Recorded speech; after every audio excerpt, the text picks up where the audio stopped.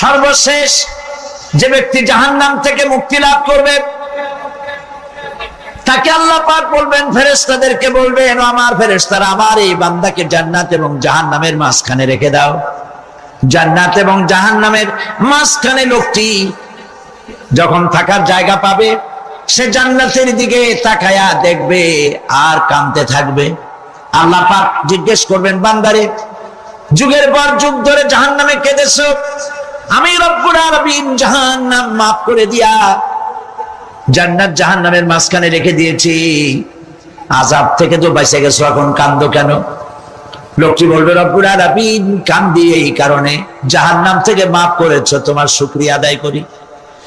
জান্নাত তো আমার কপালে নাই, কিসমতে নাই, কিন্তু জান্নাত আমি এখান থেকে দেখতে পাচ্ছি, জান্নাতের সুঘ্রাণ আমার নাকে আসতেছে, কপালে নাই যাওয়ার।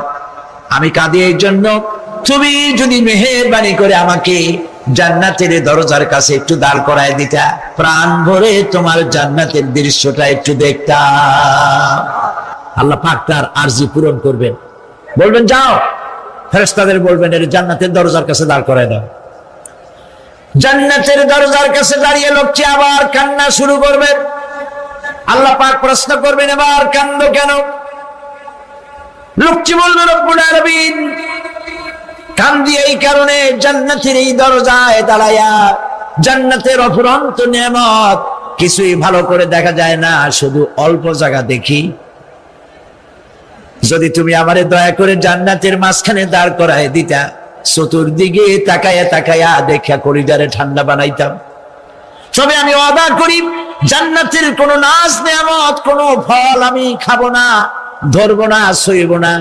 একটুখানি মেহেরবানি করে মাঝখানে দাঁড় করাইয়া দাও, জান্নারে ঠান্ডা করি। আল্লাহ রব্বুল আলামিন ফেরেশতাদের বলবেন, আমার এই বান্দারে জান্নাতের মাঝখানে দাঁড় করাইয়া দে। আল্লাহর নবী বলেন, জান্নাতের মাঝখানে দাঁড়িয়ে লোকটি আগের চাইতে আরো জোরে চিৎকার মেরে কাঁদতে থাকবে। আল্লাহ পাক বলবেন, বান্দারে কি হলো তোর? দরজার কাছে আসতে চাইছিলে, আইনা দিলাম। আবার এবার মাঝখানে আসতে চাইছো, তাও এনে দিয়েছি, আবার কান্দো কেন? লোকটি বলবে, রব্বুল আলামিন এবার কান্দি এই জন্যে, তুমি যখন দয়া করে একটিবার জান্নাতের মাঝখানে এনে আমাকে দাঁড় করায় দিয়েছো, তুমি রহমান রহিম গফুরুর রহিম, এই জান্নাত থেকে আবার আর বাইর করে দিও না।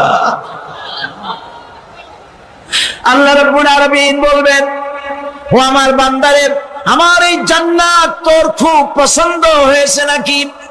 লোকটি বলবে, রব্বুল আলামিন কলিজা ঠান্ডা হয়ে গেছে, ভাবতেও পারি না এই জান্নাত এত সুন্দর।